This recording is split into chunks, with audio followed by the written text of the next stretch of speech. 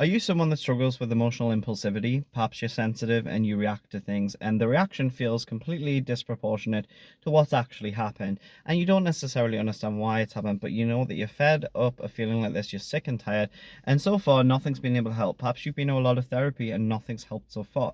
Well, the reason I'm making this video is because that was me a few years ago, okay? I was so sick and tired of getting upset by every little thing, and the reason it was happening was because I had a lot of unprocessed trauma. There was a lot of things that had happened in my life, and all the therapy I went to didn't really help because it didn't really help me to understand, first of all, why this was happening. It also didn't help because I wasn't really getting triggered in the therapy, so that reaction was really poorly understood by the therapist because really, truly, I wasn't getting the right therapy to address that particular issue. The support group I eventually went to was a support group for Dialectical Behaviour Therapy, also known as DBT. Now, DBT was originally created by a woman called Marsha Linehan for people with borderline personality disorder. But even if you don't have that condition, like I don't have that condition, you still may have traits of that condition, okay? So that could be like intense fear of abandonment, that could be rejection sensitivity, that could be struggling with your emotions, okay? And it's horrible. It's really not a nice thing to experience. And the reason DBT helped me was a few reasons. One, I was around people that kind of understood me, so I felt less alone. For the first time in my life, I actually realized, okay, there's other people that struggle with this, other people that are emotionally sensitive, they're highly sensitive, and they've been made to feel like they're a burden. They've been made to feel like they are wrong for being that way. Now, I love DBT because it can help literally every single person, in my opinion, even if they aren't somebody that kind of like necessarily has intense reactions to things. It can really help just because it gives you a lot of different skills in order to gain clarity and to gain a bit of distance between yourself and your emotions and your impulses and reactions. Okay, so oftentimes when we are hijacked, our amygdala is hijacked, we are triggered, we then want to react straight away. We want to send the impulsive text, we want to do whatever it is, and oftentimes it's rooted in anxiety and it's rooted in unprocessed trauma. Okay, so the more traumas you've had, usually what happens if they're unprocessed, which a lot of people's trauma is because we do not learn about emotions, we don't know how to, a lot of us don't learn how to regulate, we don't have a healthy model for it. Perhaps our parents were struggling with their mental health and they didn't realize, and perhaps we just grew up around a lot of crap. Okay, what tends to happen is there's an emotion which doesn't get processed, and then there's emotion. So I want you to imagine like the bucket's nearly full, so the smallest thing that can happen will then just lead to an overflow of the bucket. Okay, so this can be why somebody who didn't have any of that stuff, they will say, oh, you're being oversensitive, or why are you reacting like that, or they're emotionally shut down themselves. So it could be that their emotions are very much suppressed, okay, and they've gone deep into kind of the logical side of their mind. Or it could be that they are fortunate, they haven't gone through a lot of trauma, so they don't have those reactions. And I'll tell you now, at least for me, it was a really lonely experience experiencing that, because you think, well, why am I so different from other people? Why am I processing things so differently? And it's because you have central sensitization. Now, I'm using a lot of big words here, but basically all that means is your central nervous system is sensitized. Okay, so PTSD, complex PTSD, all these different kind of like generalized anxiety sometimes can include this as well. It can mean that we are very sensitized, which means that we get triggered more easily. Okay, now if this is you, I want to tell you right now, there's nothing wrong with you. This is something that happens. Brain dysregulation is a thing, and it basically means that you struggle to regulate your emotions, you struggle to modulate them. Okay, and this can feel really horrible, and it can make you feel as if like there's something wrong with you. And the reason I'm really trying to hammer the point home that there isn't is because this is because of stuff that has happened in your life that has made your brain this way. And I know sometimes that can feel a little bit hopeless. I certainly felt hopeless with this.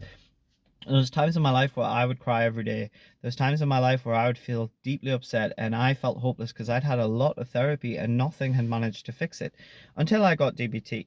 Okay, so now I'm going to tell you a little bit about wise mind. Okay, so I want you to imagine there's two different types of minds. Okay, so there's logical mind and there's emotional mind. And some people naturally fall into the logical section and some people naturally fall into the emotional section.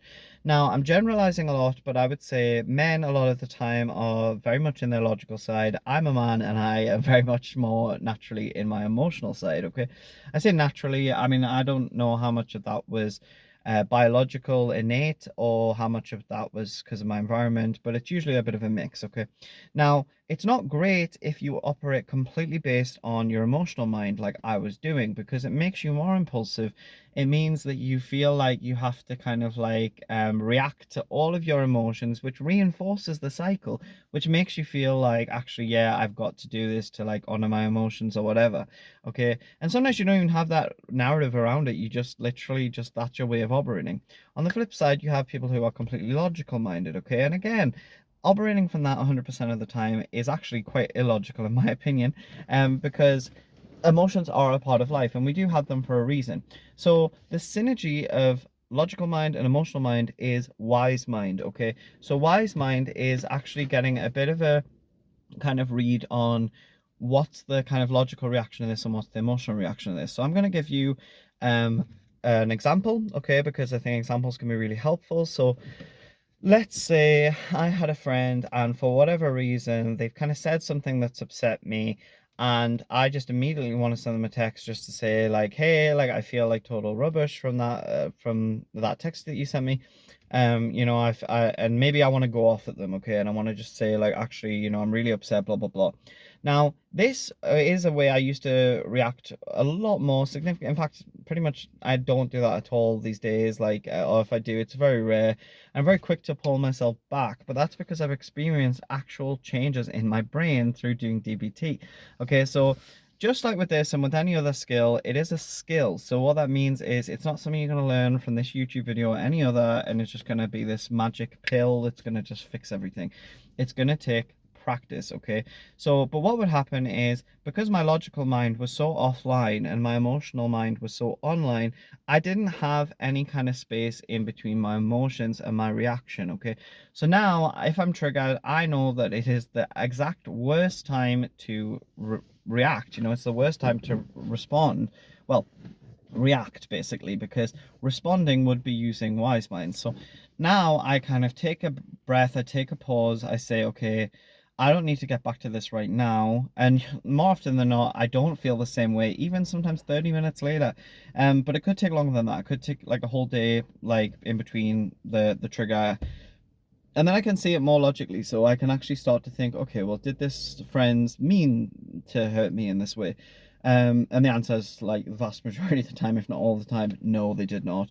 Did this person understand that they were triggering me in this way? And the reality is the trigger always has nothing to do with them. It usually has to do with some unprocessed emotion that is behind the scenes that the thing that they've said has reminded me of, okay? So for me, it was really up to me to kind of like upskill my logical mind, okay? And to stop just reacting on autopilot. Now, you could be the opposite way. You could be needing to engage your emotions a little bit more. So the way that could look is, if someone's more in the logical mind, they could completely dismiss all of their emotions and not be acknowledging how they're feeling at all about a situation. Now, I'm definitely not a perfect person. There is no such thing. So I'm still working on this all the time. Um, but DBT really, really, really moved the needle for me, and I really want to point you in that direction. If you can get DBT, great. If you can't afford it, get a support group if there's one around. Like, I think there's like some online that you can get. I'm sure some of them are probably free. If not, you can probably find them quite cheaply. And I hope this has been helpful just to learn a new concept, okay? So I know this is just an overview, but it will really help you if you can start to integrate this into your life. But I do want to hear from you. If this is something you struggle with, if you struggle with emotional sensitivity, emotional impulsivity, and it's having a bad effect on your relationships, please let me know in the comments, because I want to talk to you about this. And I just want to give you some heart and tell you that this is something that you can do something about. There is nothing wrong with you if this applies to you, if this is something that you think, yeah, that's me, that is the way I'm behaving. Because I felt hopeless. I felt totally hopeless. I felt like nothing's going to help with this. I've been to loads of therapy, nothing's moved the needle. And DBT eventually, like when I got it, I bit the bullet and I was like, I know I need this. And I got it, and it helped. It really helped. It created significant behavior change and feelings in the way that I actually felt. It wasn't just all these different understandings, okay? Like, because insight is great, but if it leads to you feeling exactly the same and no behavior change, then it's the value of it is minimal. So I mean, it's the first key component, but you really need more than just that. You need to actually be building these skills. So if you've got any questions about any of that stuff, please let me know in the comments. If you've enjoyed this video, please like it, subscribe to the channel, because I make lots of videos about this kind of topic, and I'm very open to hearing what you want me to kind of speak on. And if it is something that I think I have experience with and I have knowledge on, then I will be more than happy to make a video on it. So please, any recommendations that you've got, let me know. I'm going to end this video now, but it would be great if you would check out my other videos right here. Thanks.